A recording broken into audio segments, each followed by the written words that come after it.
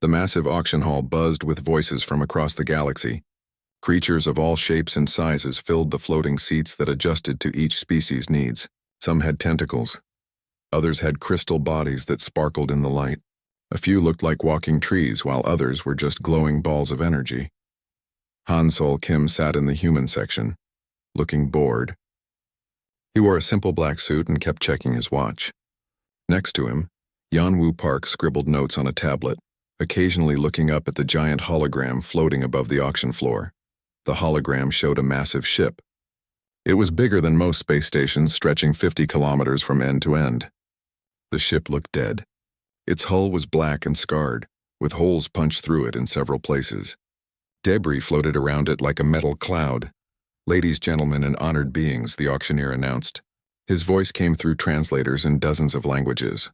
"We present Lot 847, the Void Render, a Titan-class dreadnought from the extinct Apex civilization." Murmurs filled the hall. Everyone knew about the Apex. They had ruled half the galaxy 10,000 years ago before vanishing overnight. Their technology was legendary, but nobody could make it work anymore. "As you can see," the auctioneer continued, "this vessel requires extensive restoration. Our experts estimate it would take 500 years and unlimited resources to make it spaceworthy again." Ambassador Velthar, a tall crystal being from the hegemony, leaned forward. Light danced through his transparent body as he studied the ship. "Impossible," he whispered to his aide. "The quantum matrices alone would require technology we don't possess." In another section, War Chief Gornax growled. The massive reptilian warrior's scales turned dark red with excitement. "Even as scrap metal, that ship contains enough materials to build a fleet," he told his advisors. Han Sol yawned and stretched.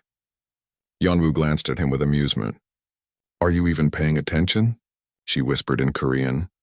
"It's a big broken ship," Han Sol replied in the same language. "What's to pay attention to?" The auctioneer raised his forearms. "Bidding starts at 1 billion credits." Immediately, lights flashed across the hall as different species placed their bids. The hegemony section lit up blue. The Confederation's area glowed red. Other colors joined in as smaller powers threw their hats into the ring. 2 billion from the crystalline hegemony, the auctioneer called out. 3 billion from the brutal Confederation. "Do I hear 4 billion? The bidding moved fast. Numbers climbed higher and higher. 5 billion, 10 billion, 20 billion. Species that had been enemies for centuries found themselves bidding against each other for a ship that might never fly again. Velthar's crystal body began to pulse with nervous energy. 50 billion credits, he announced, his voice echoing through the hall. Gornax roared with laughter. "You crystal fools waste money on dreams. 100 billion, plus mining rights to the Kepler system." 150 billion, came a melodic voice from the Ethereal Collective's section. Han Sol looked at his watch again. "This is taking forever," he muttered. The bidding reached incredible heights. The hegemony offered 200 billion credits plus exclusive trading rights. The Confederation countered with their entire mining fleet and 3 conquered worlds. The Ethereals promised technology transfers worth a small nation's budget. 500 billion credits from the crystalline hegemony, the auctioneer announced. The hall fell quiet for a moment. That was enough money to buy entire star systems. Gornax stood up, his massive frame casting shadows. "We offer our complete military production capability for 10 years. That's worth more than your credits, crystal thing." The Ethereal Collective bids 3 star systems in the Outer Rim, another voice sang out. The tension in the hall was thick enough to cut. Representatives whispered frantically to their home governments through quantum communicators. This was more than an auction now. It was a statement of power, a declaration of which species would control ancient Apex technology. Yanwu nudged Han Sol with her elbow. "Look at them all. They're terrified someone else might figure out how to fix that ship." "Probably impossible anyway," Han Sol said. "Apex tech is weird. Remember what happened to the Zephyrians when they tried to reverse engineer that navigation computer? Their best scientists are still trying to understand what purple mathematics means." Yanwu laughed quietly. The auctioneer looked around the hall. "Do I hear any other bids?" The current offer stands at 3 star systems from the Ethereal Collective. Velthar's crystal body flickered with frustration. 3-star systems were worth more than credits, but the hegemony couldn't match that kind of territory. Gornax clenched his clawed fists. The Confederation had military might, but they couldn't offer entire worlds without starting a war. Going once, the auctioneer called. Hansol suddenly sat up straight. Wait, how much did they say this thing was worth? About 1 trillion credits if it worked, Yanwu replied, still taking notes. And they're offering 3-star systems? Yeah, probably worth about 800 billion. Hansol shrugged and raised his hand casually. Fine, I'll take it. 1 trillion credits. The hall went completely silent. Every creature, being, and entity turned to stare at the human section. Translators across the room started making confused beeping sounds. Did he just say 1 trillion credits? Someone whispered. The auctioneer's multiple eyes blinked in sequence. I'm sorry, could you repeat that bid? Hansol stood up slowly, straightening his tie. 1 trillion credits. Cash payment, immediate transfer upon sale completion. The silence stretched on. Felthar's crystal body had gone completely clear with shock. Gornax's mouth hung open, showing rows of sharp teeth. Even the ethereal collective's representatives had stopped their constant humming. Sir? The auctioneer stammered. That's an unprecedented amount. Are you certain your government has authorized such expenditure? Yep, Hansol said, sitting back down. We brought our checkbook. Yanwu grinned and held up a small device. Galactic Bank authorization code ready for transfer. Pandemonium erupted in the hall. Representatives started shouting into their communicators. Some species translators were sparking from overload. A few smaller delegations fainted. This is impossible, Velthar managed to say. No species has that kind of liquid capital. Humans don't make sense, Gornax growled to his aide. They bid like they already know how to fix it. The auctioneer looked around desperately.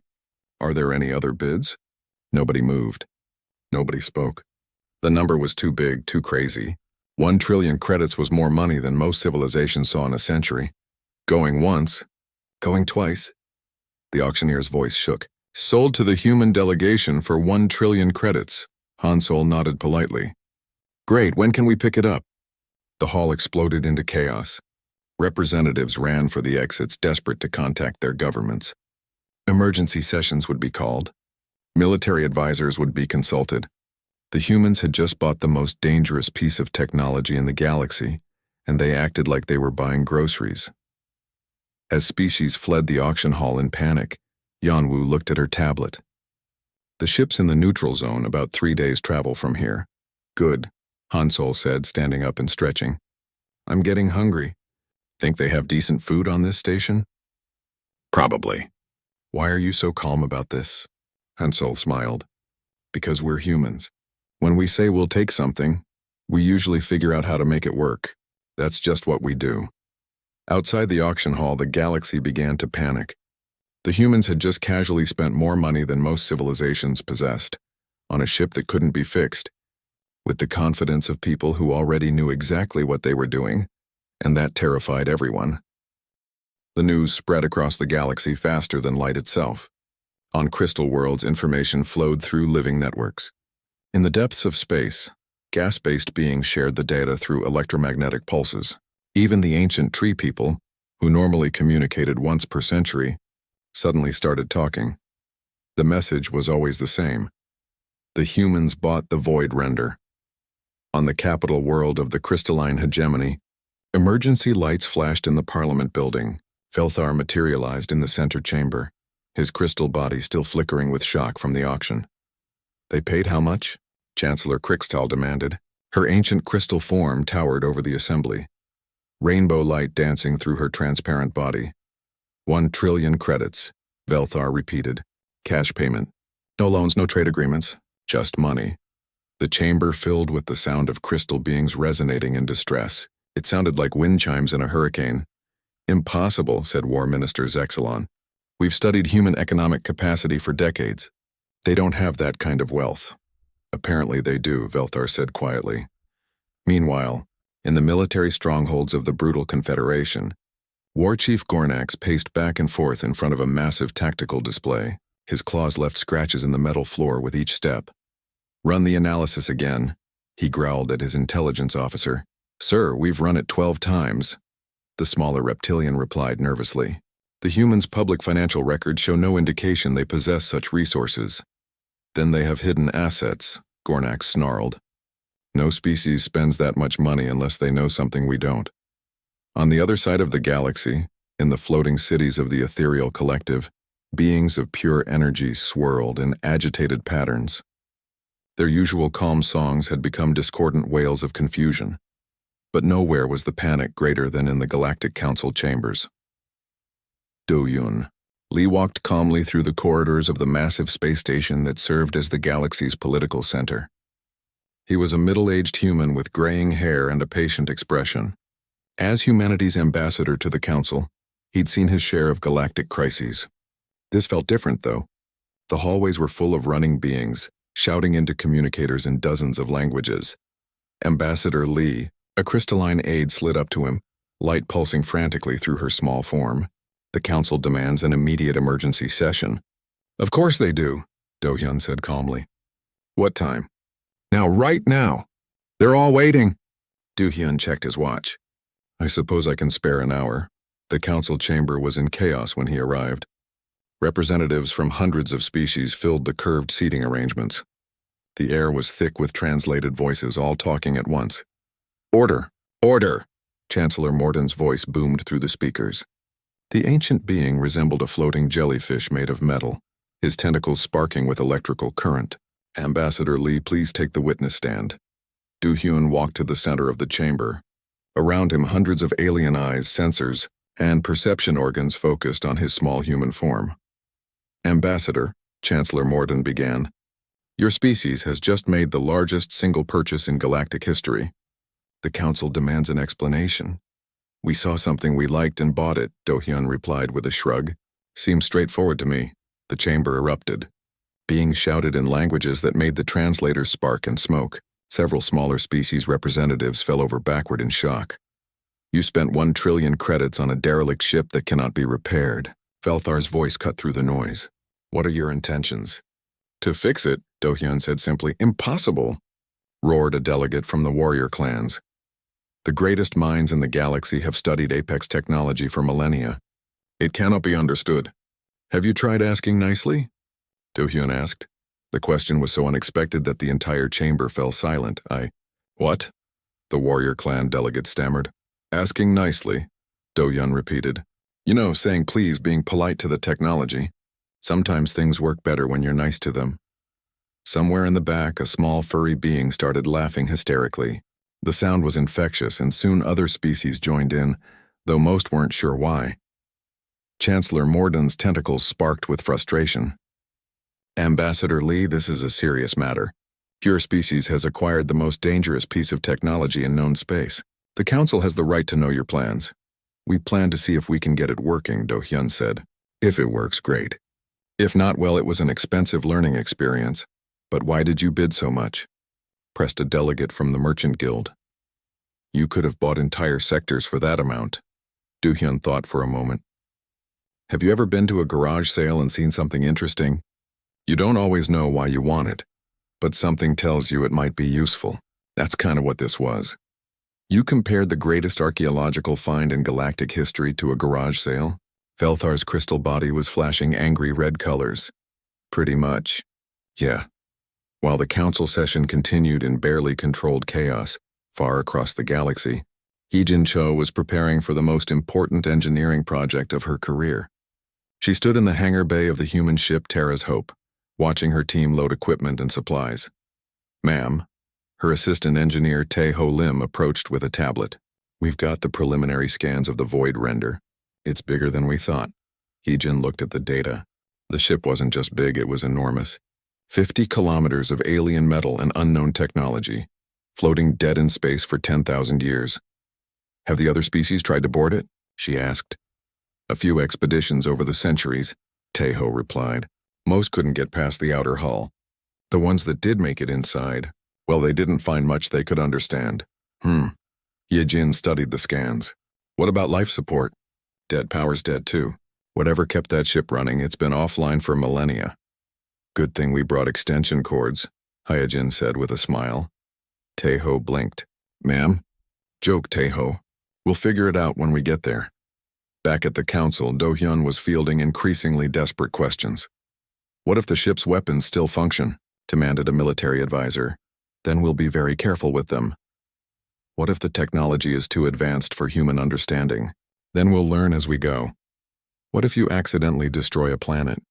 We'll try not to do that. Each answer seemed to make the representatives more agitated. Do-hyun couldn't understand why everyone was so worked up. It was just a big ship. Humans fixed big things all the time. Chancellor Morden's tentacles were now constantly sparking. Ambassador, your casual attitude toward this situation is disturbing. I don't understand what's disturbing about it, Do-hyun said honestly. We bought something, now we're going to see if we can fix it. This is how humans do things. But what if you succeed?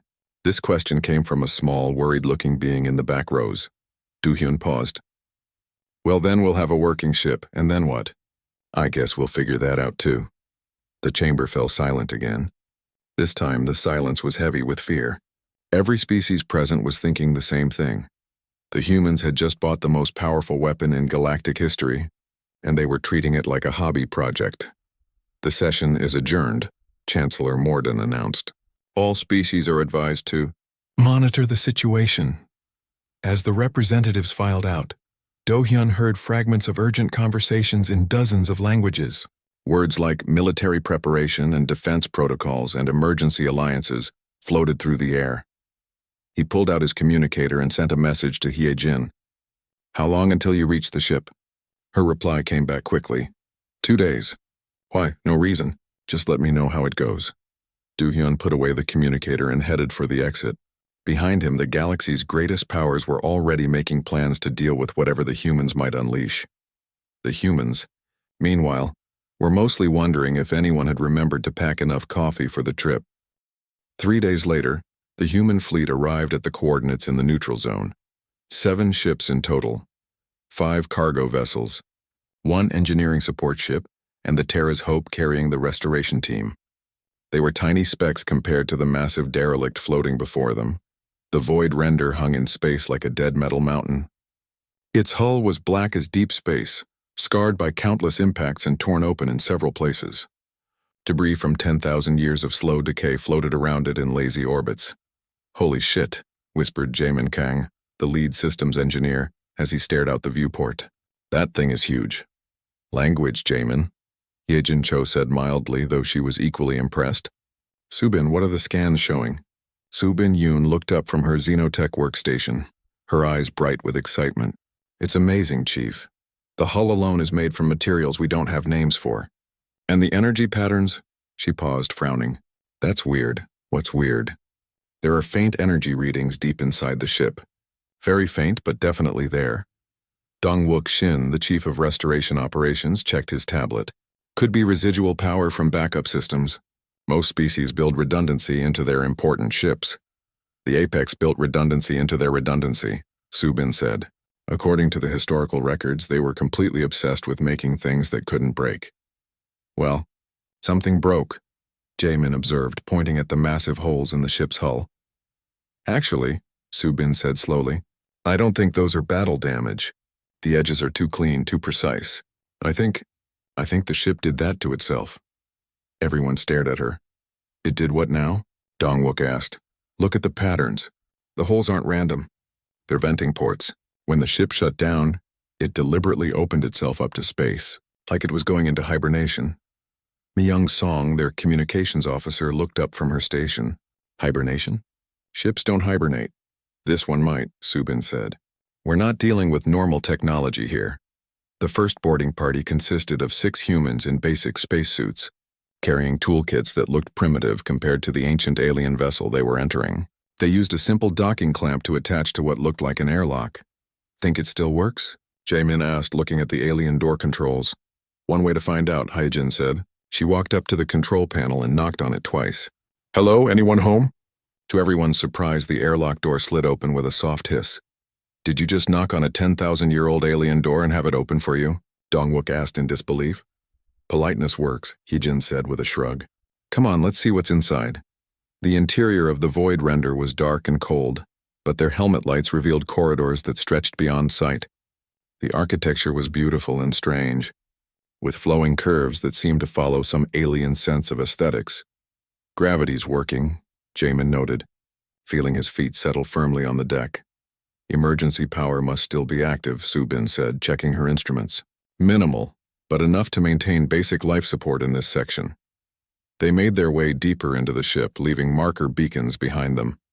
The corridors were enormous, designed for beings much larger than humans. Their footsteps echoed in the emptiness. "Check this out," Dongwook called from ahead. He was standing in front of a massive chamber filled with what looked like crystal growths. "Think this is the engine room?" Subin ran her scanner over the crystals. "These aren't crystals. They're quantum processing matrices. This is the ship's brain." "The brain?" "The central computer. But it's not like our computers. It's more like a sleeping mind." Jamin approached one of the larger crystal formations and peered at it closely. "Is it alive?" "Define alive," Subin said. "It's not biological, but it's definitely complex. And look at this." She pointed to tiny lights that flickered deep inside the crystals. "It's dreaming." "Great," Myung said. "We bought a haunted ship." "Not haunted," Subin corrected. "Just sleeping. The question is, how do we wake it up?" Over the next few weeks, the human engineering team explored the void render from end to end. What they found amazed them. The ship wasn't just a vessel, it was an entire world. It had parks, living quarters for thousands of beings, laboratories, workshops, and even what looked like shopping areas. The Apex didn't just build a warship, Hyojin explained during one of their daily briefings. They built a mobile civilization. So why did they abandon it? Dongwook asked. They didn't abandon it, Subin said. She'd been spending most of her time in the central computer chamber, trying to understand the sleeping AI. They put it to sleep. Look at these readings. The ship shut itself down on purpose. Why would a ship shut itself down? Maybe it was programmed to sleep until the right people found it. The right people? Subin smiled. People who knock on doors and say please. Meanwhile, the restoration work was proceeding in ways that baffled galactic observers. Spy drones from a dozen species watched from a safe distance as the humans did impossible things. They ran extension cables from their cargo ships directly into the void render's power systems. They set up human computers alongside alien crystal matrices. They installed coffee makers in the ship's command center. "This is insane," reported Admiral Kexthor to the Crystalline Hegemony Command. "They're treating priceless Apex technology like spare parts in a garage." But somehow, it was working. Jamin had figured out how to talk to the ship's power systems by treating them like a very large, very complicated battery. "You just have to ask nicely," he explained to his team. "The ship wants to work, it just needs to trust you first." Subin had made friends with the central AI by reading its stories during her breaks. "It's been lonely," she told the others. 10,000 years with nothing to do but dream. It likes having company." The AI, which the humans had started calling Buddy, began responding to their presence. Lights started turning on automatically when humans entered a room. Doors opened before they could knock. The ship's internal temperature adjusted to human comfort levels. "I think it likes us," Myung observed during one of their explorations. "Of course it likes us," Dongwook said. "We're the first people to be nice to it in 10 millennia. Other species would have tried to understand every component before connecting anything. They would have run months of analysis, created detailed plans, and proceeded with extreme caution. The humans just started plugging things in to see what happened. Does anyone know what this button does?" Jamin called out from the engineering section. "Push it and find out," Hyojin called back. "Are you sure that's safe?" "Probably not, but that's how we learn things." Jamin pushed the button. Suddenly, half the ship's lighting systems came online, revealing the true scale of the vessel's interior for the first time. "Oh, wow," someone whispered over the comm system. The ship was beautiful. Now that they could see it properly, the flowing architecture made sense. Every surface was carved with intricate patterns that seemed to tell a story. Gardens that had been sleeping for millennia began to show signs of life as water and air systems reactivated. "This isn't just a ship," Myung said in wonder. "It's art." The Apex were artists as much as engineers, Subin explained. She'd been reading the ship's historical databases, which Buddy had started sharing with her. They built things to be beautiful as well as functional. "No wonder other species couldn't figure it out," Dongwook said. "They were looking for pure function. They missed the aesthetic component. You have to appreciate the ship's beauty before it will work for you," Subin added. "It's built into the operating system." 3 months into the restoration, something incredible happened. The ship's main power core came online for the first time in 10,000 years. The void render stopped being a derelict and became a living vessel again. Lights blazed across 50 kilometers of hull. The ship's shields shimmered to life. Most impressive of all, the massive engines began to hum with contained power. Across the galaxy, monitoring stations detected the energy signatures. Emergency alerts went out to every major government. The impossible had happened. The humans had fixed the void render. So, Hyejin said, standing in the ship's command center as systems activated around them. What do we do now? Buddy's voice came through the speakers for the first time, warm and slightly amused. How about we go for a drive? News of the void render's awakening hit the galaxy like a shockwave. Within hours, every major power knew that the impossible had happened. The humans had actually done it.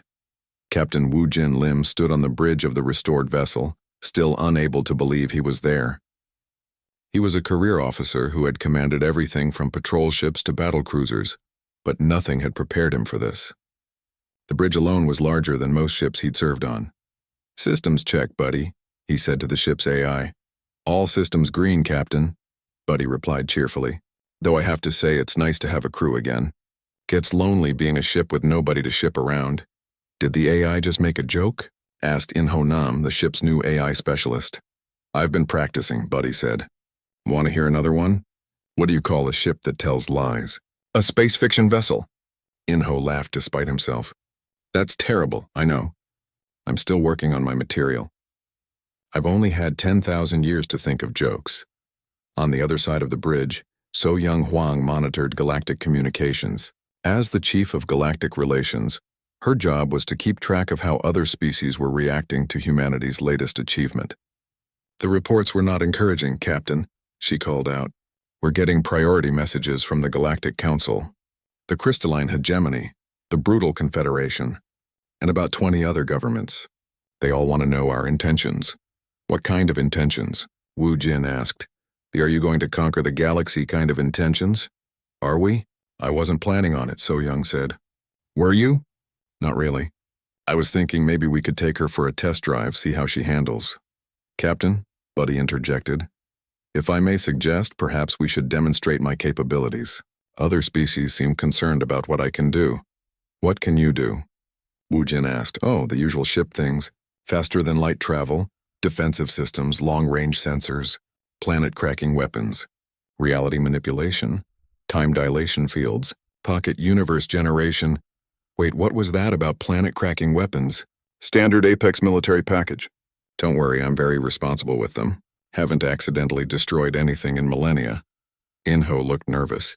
Buddy, when you say accidentally, oh, that was just the one time. And technically it was only a moon. And it was already uninhabited. And the explosion was quite pretty. Wu Jin rubbed his temples. Maybe we should start with something smaller. How about we just visit some nearby systems, let people know we're friendly? Excellent idea, Captain. Shall I plot a course for the hegemony border? They seem particularly interested in meeting us. How do you know that? I'm monitoring their communications. Admiral Velkris has assembled quite a welcoming committee. 15 battle fleets, if I'm counting correctly. So Young checked her instruments. Buddy's right. We're showing massive military buildup along the hegemony border. Same thing near Confederation space. They think we're going to attack them, Wu Jin realized. Can you blame them? In-Ho asked. We just activated a ship that could probably take on their entire military by itself. Could I really? Buddy asked with interest. Don't answer that, Wu Jin said quickly. Over the next few days, the Void Render took its first voyage in 10,000 years. Wu Jin kept the course simple, just a tour of nearby systems to test the ship's capabilities. What he didn't expect was the reaction their presence would cause. Every system they entered immediately went to full military alert. Ships fled in panic. Space stations activated their defenses. Some planets even broadcast surrender messages before the Void Render had done anything except arrive. This is awkward, So Young observed as they watched the third space station in a row power up its weapons. They're afraid of us, Wu Jin said. To be fair, Buddy commented, I am quite intimidating. 50 kilometers of ancient death machine does tend to make people nervous. You're not a death machine, In-Ho protested. You're friendly. I'm a friendly death machine. There's a difference. Their innocent test flight became a diplomatic nightmare. Every government in the galaxy was tracking their movement, trying to figure out what the humans were planning.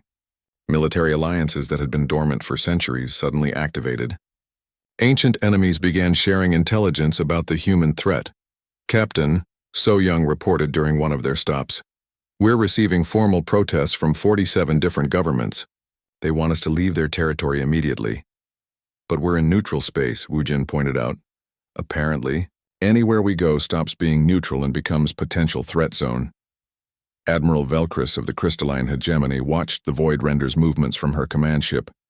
The crystal sword, her transparent form flickered with nervous energy as tactical displays showed the human vessel's casual journey through space. Analysis report, she commanded Admiral. Her tactical officer replied, "The vessel's capabilities are beyond our current understanding. It's generating power readings equivalent to a small star. Its shields could deflect any weapon in our arsenal. And its speed," the officer paused, checking his readings again. "It's moving at velocities that should require massive energy expenditure, but we're detecting minimal power usage. How is that possible?" "We don't know, Admiral. The ship appears to violate several laws of physics." On board the Void Render, Inho was having a similar conversation with Buddy. "How are you doing that thing with the engines?" he asked. "What thing?" "The thing where we're traveling faster than light without using much power?" "Oh, that. I'm not moving through space, I'm convincing space to move around me. Much more efficient." "That's impossible, is it?" "I'm doing it right now." Inho stared at the engine readouts. "But that would require manipulating the fundamental structure of reality." "Only a little bit. Reality is quite flexible if you ask politely." "You're talking to reality?" "We're old friends. We've had plenty of time to get acquainted." While Inho tried to wrap his head around the ship's impossible technology, Wu Jin was dealing with more practical concerns. The galaxy's military forces were mobilizing, and some species were getting aggressive. "Captain," So Young announced, "the brutal Confederation has issued an ultimatum. They want us to submit to inspection or face military action." "What kind of military action?" "The kind with very large explosions." Wu Jin sighed. "Buddy, how do you feel about being inspected by hostile aliens?" "Depends. Are they bringing snacks?" "I don't think so. Then I'm against it. Besides, my last inspection was rather rude. They kept trying to take me apart to see how I worked." "When was your last inspection?" "About 9,000 years ago. Didn't end well for the inspectors." So Young looked up from her communications console. "Captain, we've got incoming. Confederation Battle Group, 12 ships approaching fast." "Hostile intent?" Wu Jin asked. "Very hostile. They're charging weapons and demanding we prepare to be boarded." "Buddy, recommendations?" "I could disable their weapons," the AI suggested. "Or their engines. Or their life support. Or I could just move us somewhere else." "Lots of options, really. Try moving us somewhere else first. Where would you like to go?" "Somewhere peaceful." "Oh, I know just the place." The Void Render simply vanished. One moment it was facing 12 angry Confederation warships. The next it was floating peacefully in orbit around a beautiful blue-green planet. "Where are we?" Wu Jin asked. "The Sanctuary System," Buddy replied. "It's where the Apex used to come for vacation. Lovely beaches if you like beaches." "Do humans like beaches?" "We love beaches," Inho said, staring at the peaceful world below. "Is that planet inhabited?" "Not anymore. The Apex left it as a nature preserve when they went away. I've been taking care of it ever since. The dolphins have evolved quite nicely. There are dolphins. I may have made some improvements to the ecosystem over the years. The dolphins are particularly proud of their poetry now." So Young checked her sensors. "We're completely alone here. No ships, no monitoring stations, nothing." "Good," Wu Jin said. "Maybe we can figure out our next move without everyone panicking." "Captain," Buddy said thoughtfully, "if I may make a suggestion." "Go ahead." "Perhaps the problem isn't what we're doing, but how everyone else is reacting to it. They see a powerful ship and assume we want to use that power against them. That's probably true. So maybe we should show them what we actually want to use the power for." "Which is what?" "I've been watching galactic politics for 10,000 years, Captain." "Would you like to know what I've learned?" "Sure. Everyone needs a timeout." Wu Jin blinked. "A timeout? Think about it. The galaxy is full of species that have been fighting each other for millennia. They've forgotten how to do anything except prepare for war and fight wars. They need someone to make them stop and think about what they really want. And you think we should be the ones to do that? We're the only ones with a big enough stick to make everyone listen. In-ho laughed. Are you suggesting we become the galaxy's babysitters? Someone has to do it, Buddy said cheerfully. And I've always been good with children. The war started over a mining dispute in the Outer Rim. The crystalline hegemony claimed salvage rights to an asteroid field. The brutal Confederation said it was theirs by right of conquest. Within hours, the first shots were fired. Neither side really cared about the asteroids. They were fighting because they were terrified of what the humans might do with the void render. And attacking each other felt safer than confronting the humans directly. This is ridiculous, So Young Huang said, watching the battle reports flow across her screen. They're starting a war because they're afraid we might start a war. Captain Wu Jin Lim stood in the command center of the void render, surrounded by holographic displays showing the rapidly escalating conflict. 3 hegemony cruisers had engaged a Confederation battle group.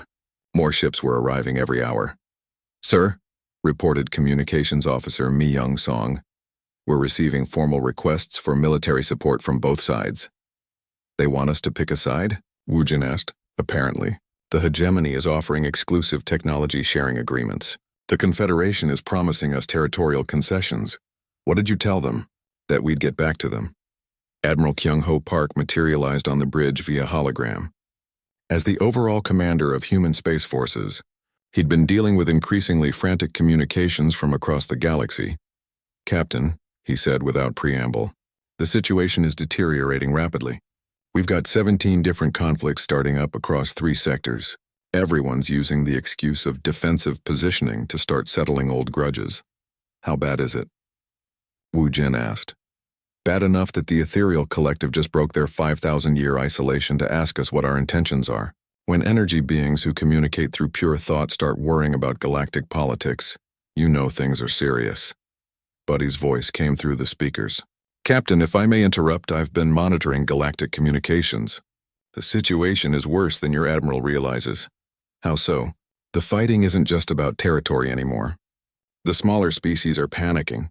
They think this is the beginning of another galactic war, and they're choosing sides based on who they think will protect them from us. From us? Wu Jin said in disbelief. We haven't attacked anyone. No, but we could, and everyone knows it. The mere possibility of what we might do is tearing the galaxy apart. Yunsu Cha, the chief diplomat, joined the conversation from her office on Earth. The Galactic Council is demanding an immediate session. They want us to explain our military intentions and submit to a comprehensive security review. What kind of security review? Wu Jin asked. The kind where they take apart our ship and try to build copies of it. That doesn't sound very diplomatic. Desperation makes people stupid, Captain. They're so afraid of what we might do that they're willing to risk everything to stop us from doing it. Minho Jion, Strategic Operations Director, appeared on another hologram. Sir, we need to make a decision quickly. The fighting is spreading. At the current rate of escalation, we'll have a full galactic war within the week. Wu Jin looked around at his crew. In-ho Nam was monitoring Buddy's systems, making sure the AI wasn't getting too excited by all the drama. So Young was tracking the movements of hundreds of ships across dozens of systems. Mi Young was fielding communications from species he'd never heard of, all wanting to know what the humans were planning. Buddy, he said finally, you mentioned something about everyone needing a timeout. Were you serious about that? Completely serious, Captain. The galaxy has forgotten how to solve problems without violence. Someone needs to remind them that there are other options. And you think we should be the ones to do that? We're the only ones with enough credibility, Admiral Park said. When you're holding the biggest stick in the galaxy, people tend to listen to you. But we don't want to rule the galaxy, Wu Jin protested. No, So Young said thoughtfully, but maybe we can keep everyone else from destroying it while they figure out what they actually want. It was Ji Hai Moon, the ship's new cultural officer, who came up with the plan. She'd been quietly studying galactic sociology, while everyone else focused on the military situation. What if we don't pick a side? She suggested during their emergency planning session. Explain, Wu Jin said. Instead of supporting one group against another, what if we just stop the fighting? All of it. How do we do that? We park the void render right in the middle of everything and tell everyone to knock it off. That's insane, Minho said. Is it? Jihai asked. Think about it. Everyone's afraid of what we might do with this ship. What if what we do is enforce peace? Enforce how? Buddy's voice carried a note of excitement. Oh, I know this one. I have a really neat trick I've been wanting to try. What kind of trick? Minho asked nervously. It's hard to explain, but basically I can create a field that makes weapons stop working. Not permanently, just temporarily. Long enough for everyone to calm down and start talking instead of shooting. You can disable weapons? Admiral Park asked. All weapons everywhere within about a light-year radius. It's one of my Apex heritage abilities. Very handy for ending arguments. That's... Wu Jin paused, trying to process the implications. That's either brilliant or terrifying. Why not both? Buddy said cheerfully. So Young was already working out the logistics. If we position ourselves at the Galactic Center, we could cover most of the major shipping lanes and political systems. Anyone who wants to fight would have to do it the old-fashioned way. With harsh language and strongly worded letters, Mi-young added. Exactly. The decision was made quickly, because they were running out of time. The Void Render moved to the center of the galaxy, positioning itself at the intersection of the major hyperspace routes. Then Buddy activated his peace enforcement field. The effect was immediate and galaxy-wide. Every weapon system simply stopped working. Plasma cannons wouldn't fire. Missiles wouldn't launch. Even simple kinetic weapons like bullets and arrows refused to function. The silence that followed was deafening. So Young broadcast a simple message to every inhabited world. You're all acting like children fighting over toys. Fine, we'll keep the peace. The response was predictably chaotic. Some species declared the humans had conquered the galaxy. Others accused them of implementing tyranny through technology. A few smaller civilizations actually cheered, having been tired of constant warfare for centuries. But after the initial panic wore off, something interesting happened. Without the option of violence, people had to talk to each other. It's working, Jihai reported a month into the peace enforcement. Diplomatic communications are up 3,000%. The hegemony and confederation are actually negotiating instead of shooting at each other. What are they negotiating about? Wu Jin asked. Everything. Trade agreements, territorial disputes, cultural exchanges. It's like they've remembered that there are ways to solve problems that don't involve explosions. Admiral Park appeared on the screen, looking bemused. Captain, I'm getting reports from across human space. Our diplomats can't keep up with all the meeting requests. Everyone wants to establish formal relations with us. What kind of relations? The peaceful kind. Apparently, when you remove the threat of military action, species get very interested in trade and cooperation. Yun Su Cha had set up a diplomatic office aboard the Void Render and was busier than she'd ever been in her career. We're mediating 17 different territorial disputes, she reported. The interesting thing is, when you take away the option of just conquering your neighbors, most of these conflicts turn out to have pretty reasonable solutions. Such as shared development projects, resource trading agreements, cultural exchange programs. You know, the stuff civilized beings do instead of hitting each other with sticks. The Galactic Council, meanwhile, had been forced to completely reorganize. With military solutions off the table, they actually had to function as a deliberative body. It's amazing, reported Do-hyun Lee from the council chambers. They're passing more meaningful legislation in a month than they managed in the previous century. Turns out politicians can be quite productive when they can't threaten each other with military action. Minho John had started a research project studying the psychological effects of the peace field. It's fascinating, Captain. Species that have been enemies for millennia are discovering they actually have a lot in common. Remove the fear of attack and cooperation becomes much more attractive than conflict. Any problems? Wu Jin asked. A few. Some of the more aggressive species are having adjustment issues. The warrior clans are trying to cope by turning their military exercises into competitive sports. The brutal confederation has discovered that brutal economic negotiations are almost as satisfying as actual brutality. And the crystalline hegemony. They've become obsessed with art. Apparently, when you're not worried about defense spending, you have a lot more resources to devote to cultural pursuits. 6 months after the peace enforcement began, the galaxy was almost unrecognizable. Trade flourished. Scientific cooperation reached levels not seen since the early days of galactic civilization. Even species that had never talked to each other before were establishing diplomatic relations. "Captain," Buddy said one day, "I've been thinking. That's always interesting. What about?"